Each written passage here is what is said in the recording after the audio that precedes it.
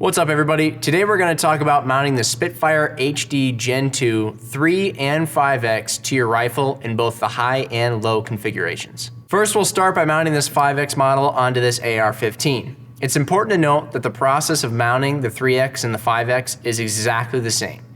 We're going to use this high mount with the 5X on this AR-15 because of the fact that it has a flat top rail that's directly in line with the buttstock.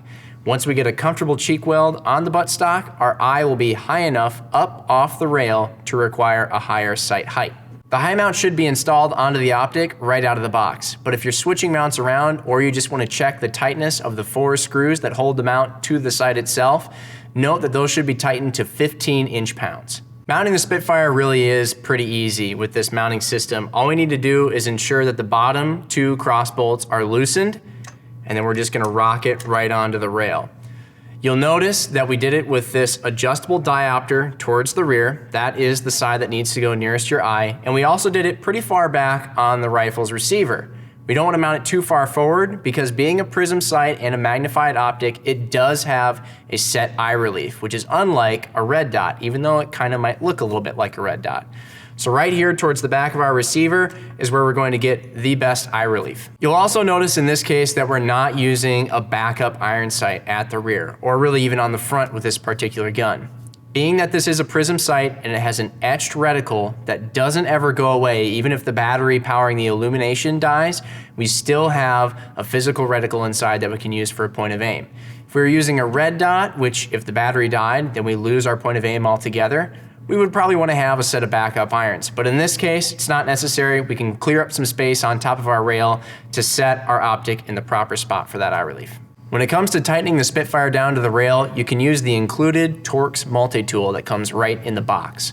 What we'd really recommend doing though, if you have one, is using an inch-pounds torque wrench set to about 20 to 22 inch-pounds. There's really no need to go crazy with the tightening force on these cross bolts because you don't want to accidentally strip out any threads, and also any inch-pounds beyond 20 to 22 is just unnecessary. Now one last thing before we tighten down these cross bolts is you'll notice there may be a little bit of play between your mount and the receiver of the rifle when you put the optic on top. It's totally normal, it's okay.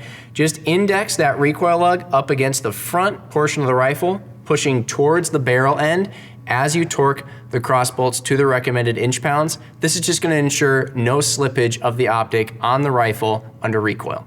As we tighten down these cross bolts, instead of just fully tightening one down all the way until the torque wrench cams over and then fully tightening the other one, we're gonna do this incrementally.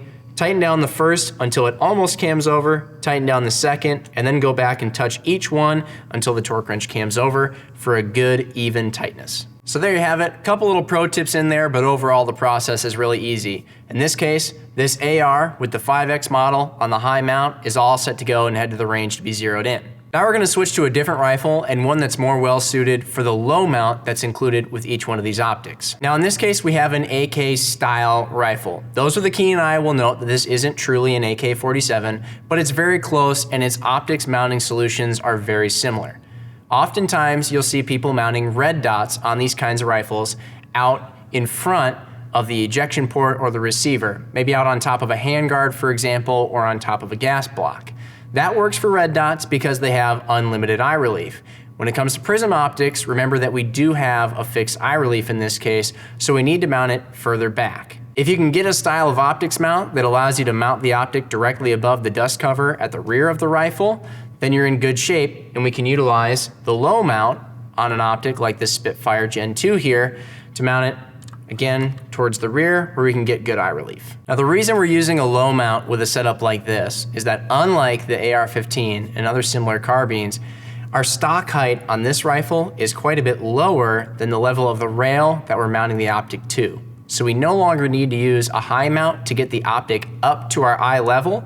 When we mount it with the low mount, it's already right at our eye's level when we're behind the gun. So now, just like we did with that 5X on the AR, we have our optic set on the rail in the proper position front to back to get good eye relief.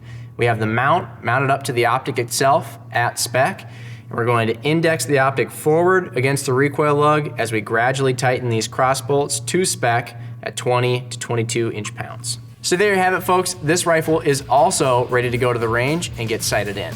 It's a really easy process, but if you have any questions at all, or if your firearm is different than the ones that we used here today, definitely let us know. Hit us up in the comments below via social media, the phone, email, whatever works best for you. We love hearing from you guys and helping you out whenever we can. So until the next video, we will see you then. Thanks for watching, everybody.